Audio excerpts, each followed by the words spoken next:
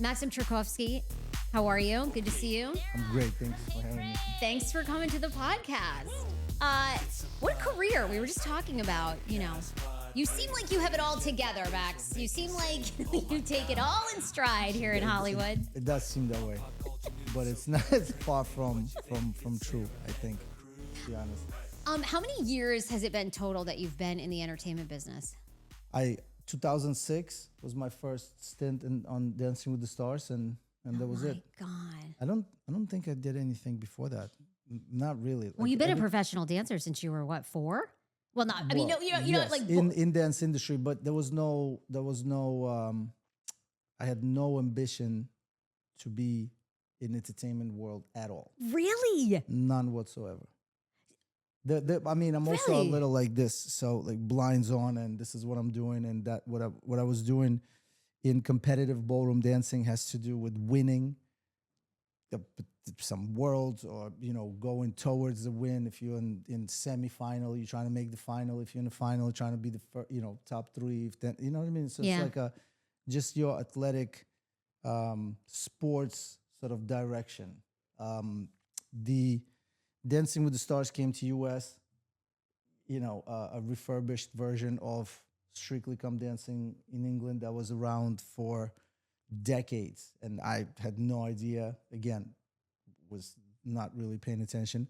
But then I'm lying to you, there was a first offer. I almost was one of the couples in Vanessa Williams, I think, with Cheyenne. No, I'm not sure I think it was like by first name, one name kind of guy. Okay. What was that movie she did? She did a dance movie. Damn it, I should have remembered this. Oh my God, anyway, you're asking me. Oh. But at that time, this is 96, and I was underage. I was 16.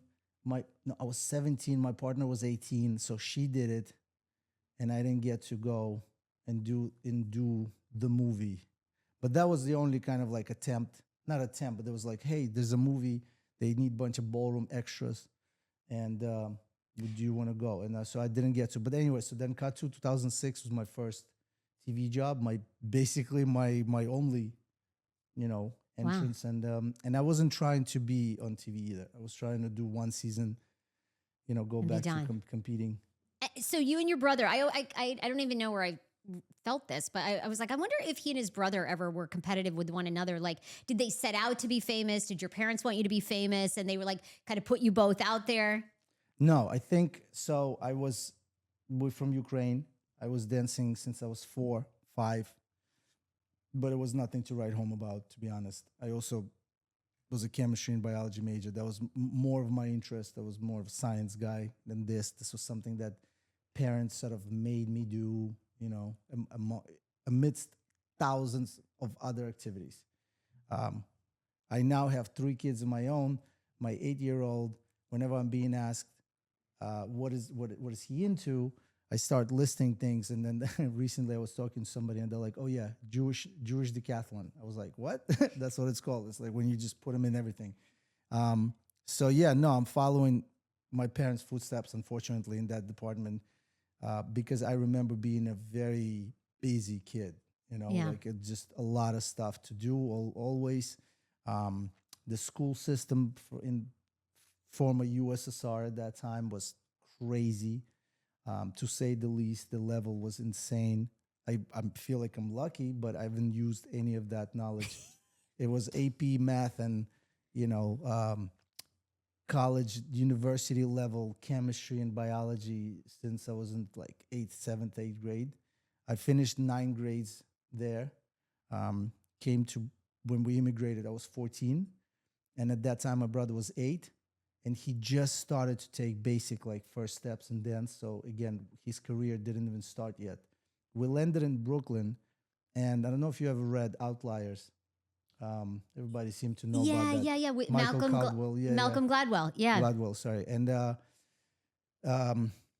think it starts with that analogy of him analyzing. I think he was sitting at hockey national, like Canadian National Hockey League, collegiate finals, right? And there's 2 teams, and he looked down and he noticed that they're all born between January and and beginning of the year. And so the whole book then sets off on about it isn't always about you being the best at it just because you achieved something. It's also a lot about where and when, the period of time, the what happens around, like what I mean? Yeah. Everything has to kind of like lend itself. So I believe that in mid 90s, when we came to Brooklyn, ballroom dance level in the United States was at a minimum. There were a few couples here and there. There was no really foundation. The foundation was there, but it was more social dance. The kids was non-existent, kids dancing.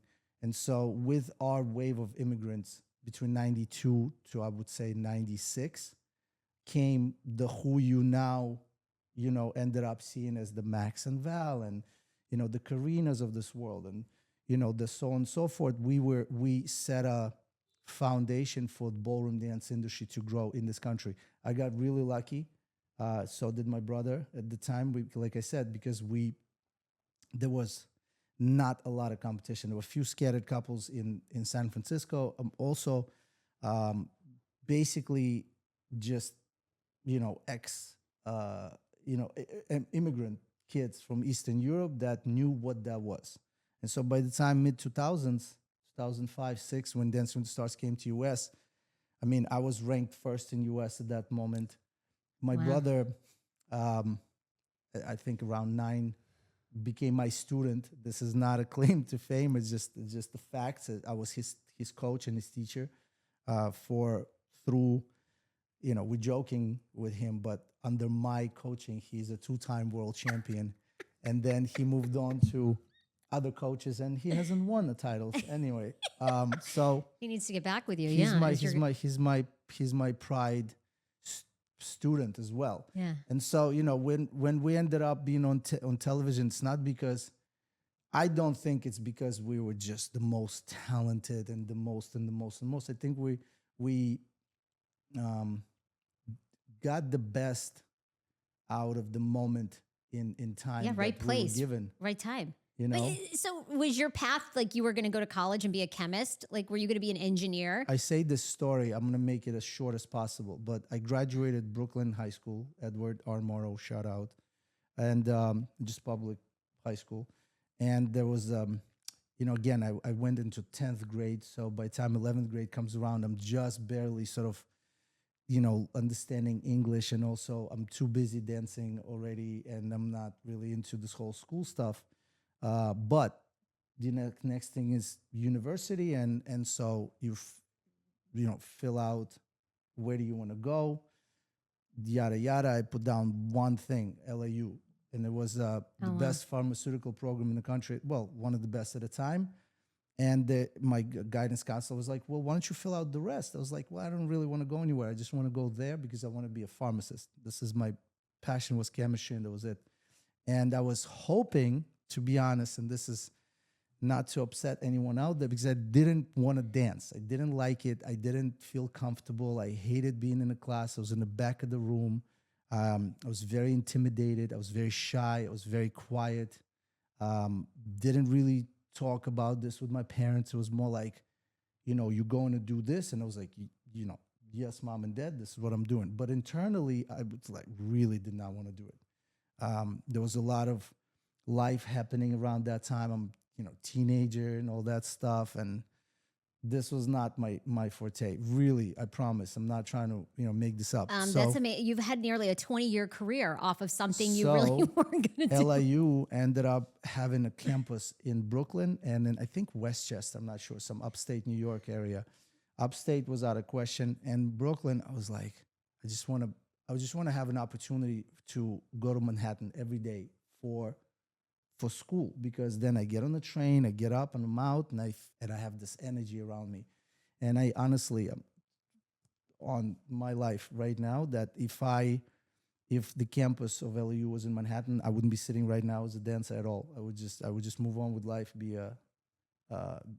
pharmacist. In another world, we'd be getting our Percocet prescription from you. We'd be like, you'd be in CVS. We would have been. I would be the guy behind the counter. Yeah. I don't know. I don't know where my ambitions would have gone. I've changed a lot when I got on Dancing with the Stars. I had a complete rebirth, a personal rebirth. I remember having some thoughts of in the moment. I was like, you know what?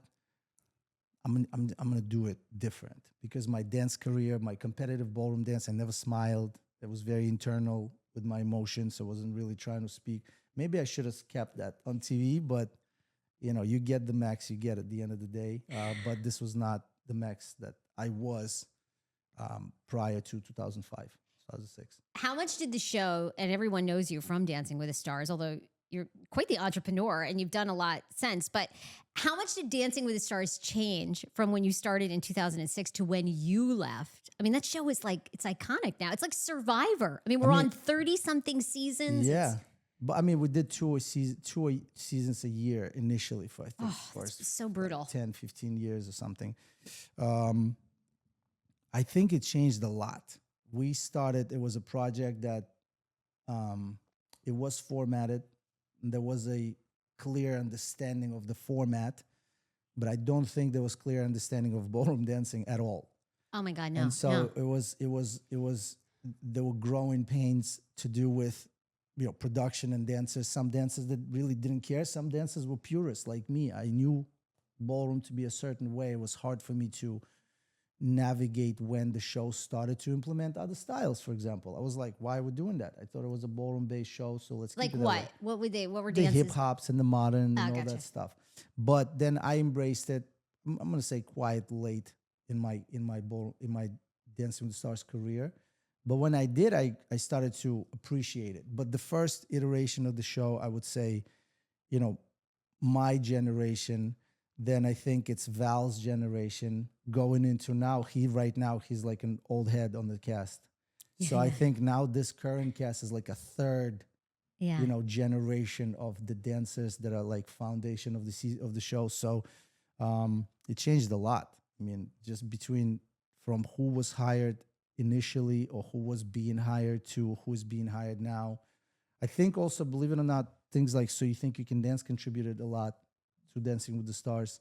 It became sort of like the farm system for the next ballroom dancer that's gonna get to be on TV in Dancing with the Stars format. So very different. Again, just having to. I'll give you another example. I think it was episode 2, something really really early, and I was with Tia Carrera, and we came in, and again the 4 days to learn a dance. It was just insanity, and I remember I think we were doing the samba. I'm not sure. This is not very, but I remember vaguely that one of the producers came up and was like, so this is camera blocking, by the way. This is on set, not in costumes, but it's a day before the live show. So let's say Sunday. Monday is the live show. This is a Sunday evening. And so I'm on set, and the producer came up and he's like, you go this way, you go like right to left around the room. It'd be fantastic for our cameras if you went left to right. And I'm like, this is equivalent of me coming up to like a NASCAR drivers. Hey, today for shits and giggles, we're just all gonna go to the right. Yeah, we're now going the opposite direction of what you've been doing for a decade. Right. So let's just go right. And so I was like, I remember thinking about this, like, come on, man. Like it was just a very like not productive for both sides. I was very set in my ways. It wasn't like a dialogue. It was like, bro, please leave me. But it was these type of moments that were there in the beginning. We were figuring this out. We were figuring out how to, I guess, work with each other also. Ballroom dancing is not a team sport. I'm not gonna lie. It's a very individual kind of situation. Whereas I think Dancing with the Stars is more of a stage production. And again, when I was towards my last few seasons, probably, I had a conversation with the executive producer, and he said something that resonated so well. He's like, look, Dancing with the Stars is it's like a show somebody came to see, curtain went up, and 2 hours later, curtain goes down. I'm like, oh my God, that concept makes a whole different type of sense to me. It's not about me. Right. It's not about me at all. I'm a part of something that is this big. Whereas and maybe, again, I'm a late bloomer when it comes to these things, but I would take on the pressure and responsibility of like, I gotta do my best, because in that moment, the entirety of a show is about me and the job that I do. Yeah. And I don't want it to sound, vain, or it's me. It's not where it came from. It came from just a lot of responsibility. I felt so responsible. I felt like I now think I was taking on more than the actual responsibility that I had. That you I needed was to. like, Yeah. of this 10 couples, I'm a 10th of this project. And I felt like, I needed to put out a bigger effort. You've had some amazing women that you've danced with over the years. I mean, Kirstie Alley, Amber Rose, Tia. Like, do you have a personal list of maybe some that stand out to you as that you either are your favorites, or maybe that's not the right word, but that you really I mean, even loved? after so many times being asked that question, it turns into like, yeah, of course, I won with Meryl. It's my only win. It's not like I have like, multiple wins to look back at. So this has to be, at the top of the list. The fashion in which we won also was very special, I think. You mentioned Kirstie. Regardless of the way it ended, rest in peace. I know, it's hard to believe. I mean, what a she was legend. my friend. Yeah, she was. Yeah. We had a fantastic journey together. I'm just not, I'm just not someone who would dwell on any of this. Yeah. I kept it moving. The show was coming and going and coming and going. Like I said, my time was basically 2 seasons a year for the most part. So you don't even get to kind of exhale before the next one starts, and it's a whole new set of drama and everything else. So it was a lot more fast paced Yeah. for me back then. But there is a list. If I was that person, I would have a very clear list of this is this is great. These are not, These are my Hall of Fames. Right. These are, But I'm just yeah. not that. I promise, I'm not that person. I remember having a great time with Mel B. I remember not having my a God, great yeah. time with somebody else. But if I sit down and I go through, I feel like everybody had some special moments. Is there going to be a book? Is there going to be Hell no way. Maxim Chmerkovskiy bio? No, Okay, there's not going to be. no. Oh, there's not going to be a tell-all. Okay, well. Exactly. That's why. Because the first time at this whole book thing, it was presented to me, and it has to speak about others, and I'm like, I don't want to do it. Yeah. I'm not a tell-all guy. Yeah. If my life is interesting enough at some point and full of things that I can talk about myself, then yes. But to bring up names, it's not my thing. You're a competitive person. So did it bother you over the years you didn't win more? I have to imagine. You seem like you're the Tom Brady. I think I've said it. Yeah, you're like the Tom Brady of dancing. But it really. I'm not. That's the thing. Tom Brady is Tom Brady's name is associated with wins. It's not associated with success of being a football star or football player. It's associated with success of being a winner, and I'm not. I won once. Everybody in my family won more than me. So Peter has 2, Val has 3, Jenna has multiple wins too. So for me, it's not. I don't think I had to make peace with it. I always was aware that I have not won that many times to talk about being in any kind of Mount Rushmore of this thing. I think my tenure on the show was rooted in the character that I was, and to a lot of people, I was their favorite anti-hero. Yeah, right. I've heard you say that. Yeah. And it felt like and I was offended. I was upset at that. I wanted to be loved. I wanted to be liked. I remember clearly feeling like, but that's not who I am. Why am I being portrayed like that? Well, because you said those things. You put that energy out, and it was kind of like a rebellious energy. It was me against somebody. There was nobody to be against. Everybody was just doing their job. So how did you get over that? How did you get over that feeling of like, I want to be loved? I'm putting this out there. Did you just kind of let it go and you're fine with it? I have a great. I'm sitting here. I'm having a great life in most of the instances. Some aspects of it I'm still chasing, but I remind myself it's not about the end result every day. It's about the end result at the end. And so at the end, down many, I would say some decades from now, when I'm sitting and I'm looking back, then yeah, I can start to put evaluate everything. But Yeah. even right now, it seems like way too early for that. For Well, me, you're like so young. You've done so much. in my 40s, man. Thank you. Yeah. Oh my God, we get to drink your vodka. Can I get the bottle? Like now it's nice and chill. It's gonna look fantastic, crisp. Toita Kappa. Chocha cup. It's my aunt. Toita Kappa. Here's the bottle. Oh my gosh. My aunt. By the way, the bottle's coming out. We sold out of this bottle, so the second iteration is gonna have like gold leafing on some of the label. It's being Okay, why alcohol? Why'd you want to get into 294 we landed. I'm 14, so I'm not gonna associate myself with alcohol then. But 95ish, I'm 15 and my partner is 15, and I took her by the hand and we went into that's one cool. of the That's yummy. not a lot of vodkas, sipping vodkas. This is yummy. First of all, cheers. Cheers. Oh my gosh, it's so nice to meet you in real life. Nice Thank meeting you you for too. coming in. Your career is fascinating. You're quite the entrepreneur, which we're going to talk about. Anyway, 95, I took my partner. We're 15 years old. So We good. walked into a restaurant on Brighton Beach. It was called Ukraine. I can't make this up.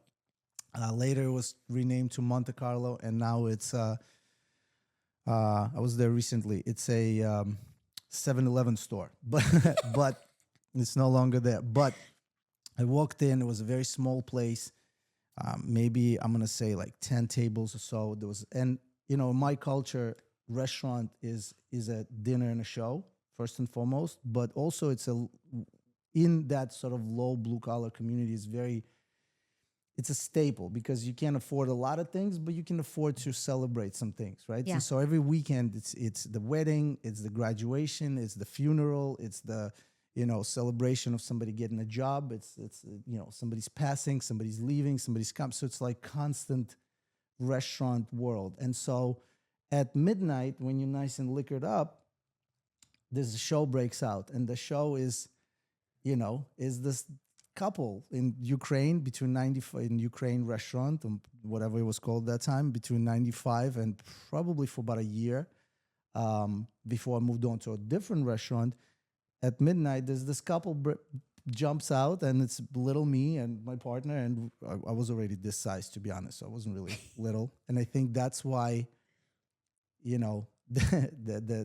that's why it kind of felt okay for this couple to be there, because we didn't look like kids. Gotcha. But cha-cha, samba, rumba, I did 5 dance show. That was my world. It was a little bit of cash. I remember I was getting $25 a show each of us. I negotiated that, sweat myself because I'm not a money negotiating person at that time. But that was kind of what perpetuated dance too. I was able to make a little bit of money. It did help a lot with the fam because we were on food stamps and government subsidized program and all that stuff. Like all the immigrants in my vicinity. Yeah. So why alcohol is because in our culture everything is paired with a shot, and it's a vodka shot. I didn't even know how to drink wine. I remember the first time I was 21, the first time somebody poured a glass of wine for me to celebrate me turning pro, and I cheersed and I downed the whole glass, and they all looked at me like, okay, and I hated it too. I was like, oh, this is so bitter. I never really liked alcohol, but Tiotia Kappa, my aunt, this is actually my aunt. Her nickname was Kappa. Her name is Natasha. She passed away a while ago, and she's my great aunt, actually. She taught me how to drink. Back in Ukraine, I was little, and I saw her at the head of the table, and every celebration, men are drunk under the under the table. She's sitting upright. And so she told me one time, she's like, every couple of shots, you take a little scoop of butter and you swallow something oily. I've heard you say this, and I'm like, okay, tell me this. Keep 80% of why you get drunk is not the liquid, it's the alcohol, fumes going into your bloodstream. And so when the shot is going down, if your trachea and your digestive tract is coated with something oily, it won't absorb. Goes straight into your bladder, you pee it out, and you get drunk way less. But that's the trick. She knew the deal. That was the trick. She knew the deal, yeah. But anyway, my childhood, my youth, my young adult years were all paired with watching and being around alcohol drinkers, not alcoholics. I mean, I wouldn't know, but it's very much my Brooklyn life culture at that time. I was there actually last week for the first time because my vodka is being picked up in New York State, and big deal. And so I'm coming back to my old stomping grounds. Very special to me, but there are no restaurants anymore in Brighton Beach. It's very kind of a little bit run down, to be honest, in my opinion. But when I was there, late 90s was like the place. The boom, yeah. It was the place to be. Why do you want to own businesses? I mean, you have dance studios, you have the vodka now. You're quite the business person. Was that always something you wanted to do too? No, I wanted to be a chemist. We talked about this. Now, I wanted to work at CVS and be handing out your birth control. However, here I am. Probably not. I was actually into really high chemistry and biology. I would have probably gone into some sort of You would have been working for a pharmaceutical company, probably. Yeah. You probably would have been inventing cancer drugs. And, exactly. Yeah, you would have been doing that kind of stuff. Let's call it that. Yeah. Let's say that's what it would have been. I don't know. I feel like, so in 97, I opened my dance studio with my dad. I had no business opening anything. Neither did he, to be honest. We didn't know anything about business. So it was ballroom dance school for kids. Really, really trying to push the competitive ballroom dancing in this country. I did a great job. I'm going to pat myself on the back, as amongst other talented individuals that you see on your television screens, they shan't be named, who were my students. Val is one of them. So I'm very proud of that accomplishment, but it brought no money. We were one of the biggest dance schools in the country. If not, I would say top 3 biggest in terms of both quantity and quality. My kids were, when you were showing up to a ballroom dance competition between 97, 98 to about 2004, you just go down the book, of entered couples in every category in Latin American dance, and you see Rising Star Dance Academy, like, oh, damn, these people are going to be in the final and top spots and all that. So this is with, in all honesty and with pride, obviously I'm saying this, but I'm not exaggerating. We did our best. But again, we made no money. And we felt like, you know what? It's because it's kids. We can't really, right. It's not something, like I would have, again, 85% probably of immigrant children. I had a kid that was one of my top junior couples, and he came up, was like, hi, mom said that we can't, I can't go to dance anymore. We don't really have money to pay. I'm like, what am I going to do? I know, right. You're like, I'm your like, heartstrings. listen, tell mom it's okay. When they can pay, they'll pay, and, just go do the cha-cha. I did, in all honesty, I would then, time would go by and I'd be like, mom shows up and drops you off in a nice car. Like, are you guys okay with paying $50 for group classes? But anyway, so then my dad and I were talking and we're like, no, we gotta do the next step. The next step was social dance studios for adults, because then you can charge, you don't feel bad about it. All that stuff. Right. So in 2005, this year in August, will be 20-year anniversary of Dance With Me, which is our dance company that's a long time. We started.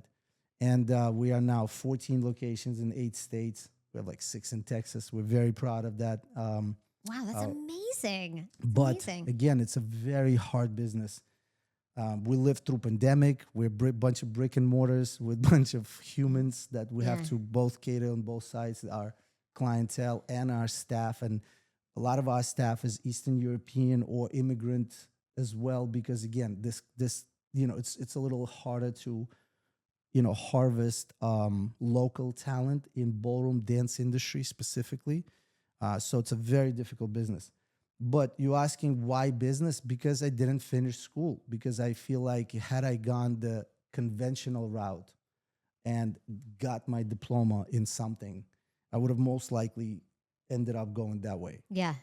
So I think after not having gone to LIU, I went to business school. I went to Pace University, Very nice. Okay. which did not have dance program at the time. Now it's top 3 dance programs in the country. But at that time, at the end of the first year, I went to British Open, came back, and I had 3 classes failed for absence. And I remember talking to the athletic department. I'm like, look at me. I'm representing United States. It's one of the top couples in the Yeah, right. in the world. Pushing. I'm some of the top in the country. Blah blah blah. That didn't matter. I failed, and I dropped out after 1 year. So, like I said, I feel like dancing both interfered with the journey that I would have had, but also kind of gave me a different journey. But again, I can't credit dance. I can't credit my talent. I can't credit any of this. It's just, now that I have 3 kids of my own, and I'm jumping a little bit, but I'm always No, I saying, love it. I'm always saying like, I'll take full credit for them. So I can't really take credit for me. I give it to my parents. The things that I am now achieving is by virtue of their pushes and their setup and the way they contributed to Oh my God, to you and Val. Yeah, I'm sure they instilled in you. 100%. Some Yeah. things 100%. Do you and Peta worry about that with your kids? I mean, they're American. They live in LA. Their parents are pretty famous. I mean, they have a lot of luxuries I bet you and Val didn't have. Like, Yes, but I'm also so proud of him. Like we have an 8-year-old and a couple of toddlers, so those are babies. But our 8-year-old is my baby. He's how my do pride and you joy. instill good like work ethic like you have, or do you not have that expectation for I him? do. That you do. I do. I'm over-parenting the crap out of this kid, unfortunately, and I will apologize, and I do every step of the way. I mean, I'm hard, but I'm not like Yeah. 80s USSR hard. You know what I mean? Yeah, Like you grew up with. I grew up with unnecessary toughness a Oh, I couple of bet. times. I felt like it was not conducive to my. You Sure, know it what I'm was saying? brutal. Like Oh, yeah, like it didn't help. I remember even in the moments, I'm like, well, that's not helping. I've I'm watched a just- bunch of documentaries about the USSR, gymnastics coaches, and it was brutal. but it's also brutal for like, kids. there's gotta, I'm trying to take the both, the good with and the bad. Again, my wife is a girl, right? So she did have the tough, Gavanova method, ballet school. Like she was in it. She was also pushed. She was also weight controlled, and she was also calorie yeah, controlled brutal. and all that as a young ballerina. And then she went into ballroom dance industry, which is terrible. In certain aspects of it, it's amazing for other ways, but it depends on where you end up. But she's also from a different culture, and she's also very different in her nature. And so where we differ is like she needs peace and quiet, and in my culture, loud noises is our love language.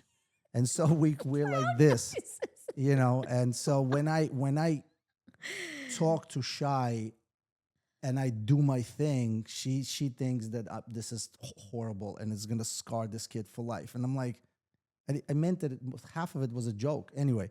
But so we kind of Yeah. worked it out. But with tears in my eyes, I walk away after telling Shy, here, do this, don't do this. It's like, I'm this guy, I'm this parent. I'm like, but no, this is right and this is wrong. She's like, but who cares? Today, it's Saturday. I'm like, you have to care all the time, Yeah, So you have certain that. things, anyway, I don't know. I'm fighting them though. I'm fighting. One of the best things that happened in my life, and I'm talking 45 years of my life, is about 6 months ago. I was driving Shy to school, and he goes, "Papa, "You're the funniest dad I know." I'm getting emotional even saying this. I'm like, "What do you mean?" He's like, "You're so funny. You're just the funniest dude." And then we would hit like a couple of months of life, and and I find myself not being that funny, and I always go back, and this was probably about a year ago now. Yeah. This is, and I always now go back to that. I'm like, no, no, no, go back to being, in a position where your 8-year-old tells you you're the funniest he knows, because without that, I'm just It's rules, hard adulting. rules and regulations, Yeah. rules and you know what I mean? And I don't want to be that. But, in raising them, I mean, I try to be as responsible as I can. Isn't it? I have a 4-year-old. Isn't parent like? Did you always want to be a parent, or did Always. PETA? Oh, really? Okay, you always wanted to have kids. At Wow, that's great. 21, I wanted to have a kid. I you wanted to really? I wanted to have kids before, and this is super stupid, but I remember thinking like early 20s. I'm like, I just want to have somebody to like knock on the door. I open the door and there's like a kid in the basket with a note. You know what I'm saying? This is Really? yours. And I don't want anything to do with it. It would be my dream come true. No way. But now I know it's a dumb scenario. But having said that, I've always wanted kids. That's amazing. That's amazing. Well, you and PETA seem like you're enjoying it and doing it well. Fuck. I mean, are any of us doing it well? It's so hard, right? What do you find is the most challenging thing? Like, what's the thing you're scared of? Like, I'm the most scared about social media. Like, Yeah. No, now I they don't say care don't about give any your of child this. a phone till they're 14 or 15, right? And then I'm like, I don't care about any of this. I don't care about life at all. what do you mean? You don't care about what? Like, you don't care about the pressure of keeping up? I have a very strong belief that as it gives you some shit to deal with, like nowadays it's social media, right? It also gives you the way to deal with it. Okay. And so it's about, all the things are the same. It's just 30 years ago, it wasn't social media and it wasn't this, but it was some other stuff, Parents were always. What was it when we were growing up? Because you were born in 80. I was born in 82. So you're only 2 years older than I am. So, but I feel like in the 90s when it was like. I mean, I landed in 90s Brooklyn. I mean, there was a lot of stuff. Oh, I get it. You're right. Actually, okay, the there was a lot drugs, of the things. sex, like people they're probably still like prostitutes walking the around. sex ed, it was like, we were being told, by the way, this is crazy, but all through high school, I was like, the second you look at a girl, she might get pregnant. Now it's like, you have to get, there's It's like so hard. one day It's a actually so year, hard. Yeah, and in a position when the full moon and a sun, and she's turned a certain way, maybe you guys get lucky. Yeah, This is crazy. It's so. Are you and PETA done having kids, or do you want one more? Do we would look like we want one more? Like, I mean, we do put up some What's kind one of more? front. Look, on the outside, we look a certain way. On the inside, you ask me what's my biggest thing.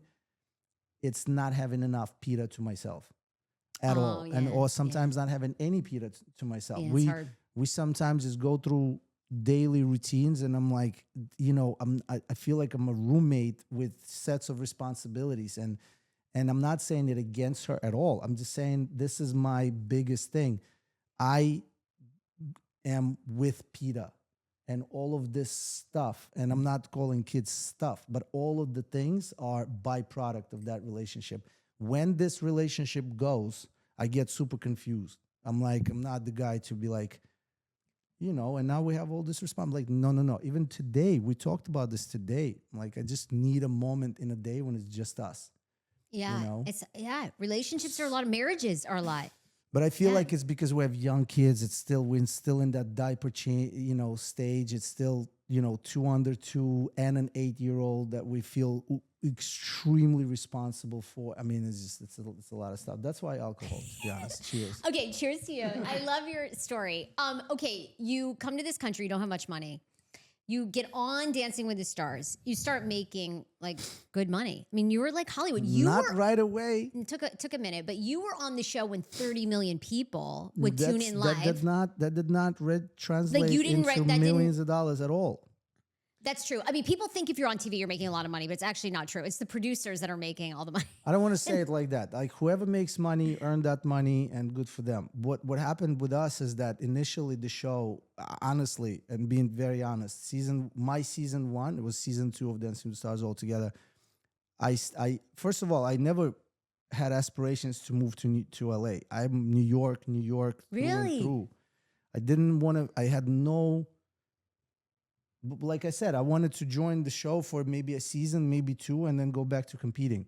And Yeah. so off camera, I do have moments when I didn't come back to Dancing with the Stars after my LB season. I couldn't deal with the loss at all. I was like, I don't understand. I don't understand what haven't we done enough of and all that. Like, so I had a bad sort of moment. I was like, I'm not coming back. And I went back to competing and didn't compete, but I went back, got with a girl who was fantastic, had an incredible summer. Training. I mean, it was amazing experience for me to be able to like almost get back on the dance floor. But then in 11th hour, I tracked back and I was like, you know what? I'm in my, what is that at that time, late 20s. I felt super old for some reason. Yeah, I feel like you do Late that in your 20s. 20s, Yeah, I you was always like- feel. And then you become in our 40s like us. And now do you feel young again? I feel I'm like, young. I have so much time. I'm like, it's I only going to get better. I shaved It's only getting yesterday. better. Somebody's like, wow, you took off 5 years of your face. I'm like, Thanks. maybe more. But I felt like it's not my thing. The first season I was on Dancing with the Stars, it actually cost me money to be here. It wasn't like, It did? yeah, we were getting like, I think $1,200 a week. I'm just naming numbers because they don't make sense nowadays. And back then it was still money. But because I had my dance studio and because I was doing my best already Yeah. working, I tried my best in other avenues, I could make that same money at home. And I felt like I was taking time away from my business to be here. It didn't contribute to the pocket at all. Yeah. It took a long time. I would say that probably Val's generation, Has benefited more. has finally benefited from substantial, payment systems and the way it got set up, where you would, as a pro, it would accumulate your salary depends on how many seasons you've done plus some base salary. I mean, it became a system. It wasn't when I started. Yeah. So it was just very different. So I it's was not won- like I was wondering if there was a moment for you when you felt like I've made it to some degree and I'm going Yes. to like buy something.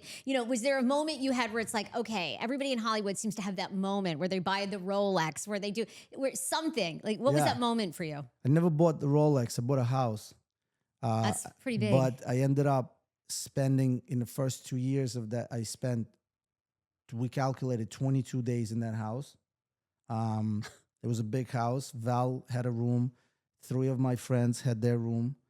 I had my master bedroom, but I like I said, I spent 22 days. I'm not lying, 22, 23, something like that. The number in 2 years because I Wow. was working to afford the house. And, you know what I'm saying? My life took me around.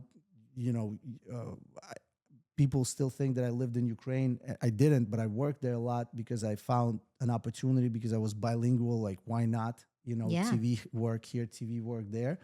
But it's so funny, it especially as a lesson to young kids that we constantly hear, but never really associate with because that happens to somebody else. My we made it moment was when I made my $1 million in that year, Wow. whatever year that was, Yep.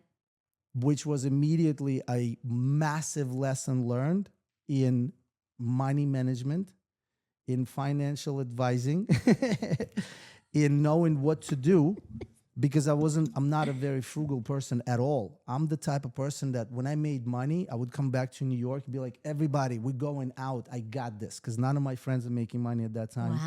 Wow. So if we're going to this club, we can't really get it. I got this. Don't worry about it. I'll pay for the table. I pay for these I'll pay for everything. Restaurant, I want to spend time with you in here. So let me take care of this. I would pay for all the dinners. And, it's not to say that I was just throwing but I did. And it's a funny lesson that I learned right after making $1 million, which is a really immigrant's dream, I would imagine your yeah, parents were the- freaking out. Val's freaking out. Nobody's Like freaking nobody out- in your family's nobody's probably freaking ever out. done They that. were freaking out because they were worried, and they were right because the next year you don't make that. Yeah. It all of a sudden is a big upside down, and especially with somebody like me who is not the save every penny kind of guy at that time. I didn't do it right. I would have loved to done some things different, but I can't. First of all, take anything back. Secondly, I had a fantastic life, amazing life. That year, did you end up basically spending the $1 million? No, but I'm saying like I did a lot of things. I bought a house I didn't need to at all. I felt like this is the house I'm gonna raise my kids in. My son spent 2 months in that house and we left and never came back. So it's literally, there's certain things that life does that, I sort of saw that, I sort of made that happen, but at the same time, there were things that happened around me that I didn't foresee at all. And so now I'm sitting as a 45-year-old who learned most of the things that I know on experience. Nobody told me. I didn't take an accounting class. I probably should have. I'm with you. I never thought I'd have like my own business, like running my own podcast business. It is so good. It's really good. Great. It's really good. By the way, your vodka made in America to avoid any like tariffs, any disruptions, right? Is that kind of what? Well, now that this is relevant, yeah. I mean, it's also so. But did you plan it that way, or you got lucky? I didn't set out to be in alcohol industry at all because I knew from a little. I dipped my toe into it a long time ago, and I was like, "This is crazy. You can't even sell a product unless you have." Distribution. It's like being an actor in LA. You can't act unless you have an agent. You don't get an agent until you act. It's like, come on, man. It's brutal. Yeah, it's brutal. It's the same thing. Tough world out here. Yeah. But this came as a passion project when Val and I were in Napa for 3 months. We put on a wine tasting experience directed by a friend, Mark Swanhart. And I met my partner in Vodka. His name is Ian, and he's like a local Valley, he knows everybody knows him. He's an amazing guy. We spoke one day and he was like, we had this conversation about this, the growing up, the where I come from, the how it is. And I did say, I was like, if I were to make anything, it'd be a high-end, really, high-end vodka brand that represents the journey. And that's where I ended. He's a wordsmith. He's contributing to I think a couple of magazines in wine world, and he's a farmer. He's a vineyard owner and all that stuff. He has his own brands. And so he immediately put it into words, and next thing you know, we have the elements of this juice, as they say it, is not distilled the way vodka is distilled, which is basically like a race to tastelessness, because it's just alcohol content. This is Napa Valley Sauvignon Blanc grapes, Napa Valley grown, to represent where we made it. I mean, talk about high end, and it's part grain, winter grains, which represents the Ukraine where we come from. So this product is actually really high end. There's only one distillery in Napa. So currently, the claim to fame here is that I'm the only spirit in distribution that's produced in Napa Valley. Wow. Outside of wines and beers, the category of spirits, I'm the only vodka in the world that's produced in distribution that's produced in Napa Valley. So, and it's also very tasty, and it's the only sipping vodka that I ever come across. So good. Where can people buy it, by the way? You were saying you're in Brooklyn, but I'm sure you're in a lot of places. Where can people buy it? We are now, started to distribute in New York tri-state area, but I'm in California. Everywhere up north, or everywhere in Napa region, all the restaurants, all the chef-driven things. Here in LA, there's a store named KNL. They have like 4 locations. We're very proud of being there. W Hollywood is picking me up. Okay. We have a big event in June. Great. Please come, be my guest. I'll be there. But yeah, no, this has been fun. It's fun. It's just hard because like anything you start. Oh, it's so much work, isn't it? Isn't that what you learn as an entrepreneur? It's so much work. One thing that drives me as an entrepreneur is I heard one time somebody say, you only have to succeed once. Really? Okay, wait, I like this advice. What do they mean? The advice is that you can fail 9 times out of 10. But when you succeed once, you've made it. and meaning you go after this and you fail, you go after this and you fail. As long as you keep getting up. And I promise you, I failed a lot. So this is kind of one thing that the dance studios, like I said, 20 years in, we find some success, but there are steps before we can call it that. In dance studios, a little different because the success in Dance With Me for us is that person that went through the doors, and at some point, she, he, whoever, they have tears in their eyes and they're like, thank you. You guys have given me XYZ, whether she's a divorcee, a widower, he came back from some horrible, marriage experience, whatever this may be, right. to celebrate life, to get away from some things. When that person says, thank you guys, and gives me a hug, I realize that's the success. So dance studio business is a little different. Yeah. This, I feel very much attached to this product because I designed the label. Everything, I put a name of a person that I'm very much attached to. She passed away a long time ago, so it's in her memory. I mean, I really want this to be successful, but this is hard. It's very hard. It's very hard.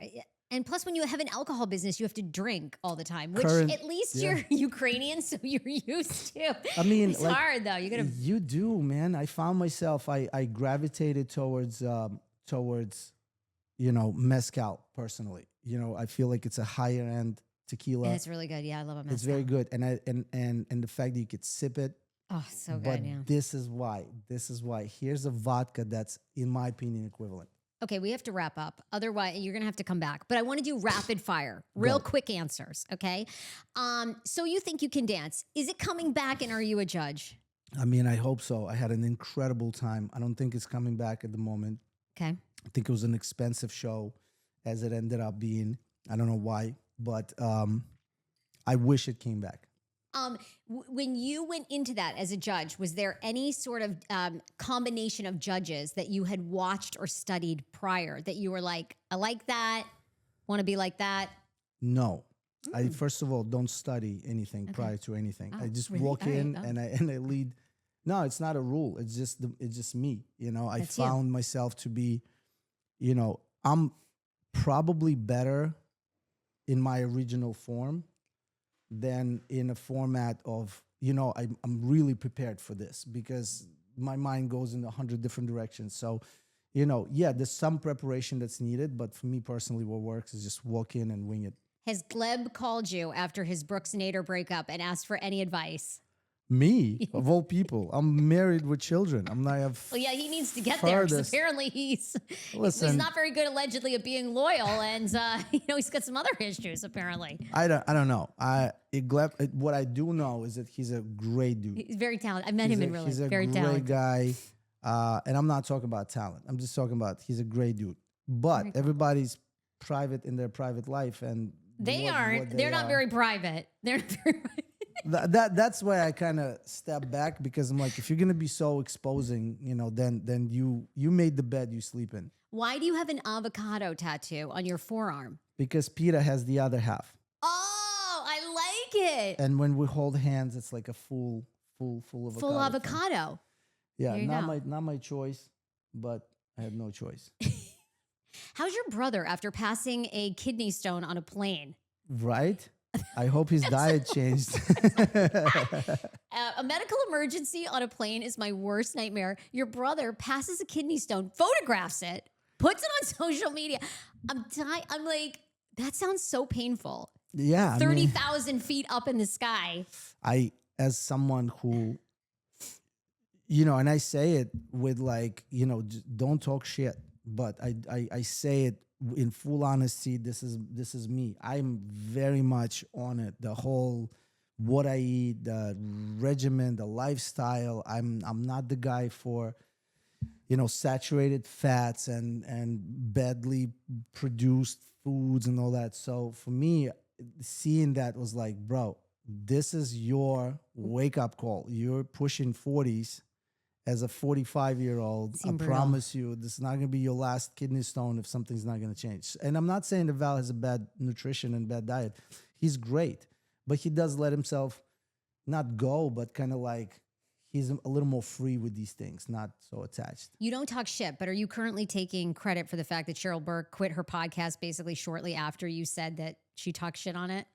I don't think I'm the only one. I mean, she did talk shit a lot. And I don't understand how you're gonna have all the trophies and the entire background of your life be Dancing with the Stars and spend every Tuesday morning, just happen to be when the new episode comes out, same day as the show. Yeah, until you get canceled. It's that. It's like, here's all my accolades and claim to fame, but I'm also going to talk shit about all of it. So I couldn't understand it. There's someone who is known to run his mouth. I'm like, but you have to know, what, like, I don't get it. I don't understand. I never said, I've given a lot of criticism towards the judges, the judging, the results, the who shouldn't have gone, who should have gone, but I never said, screw the show. Let me start a podcast that's going to be based on everyone who was wronged or feel wronged.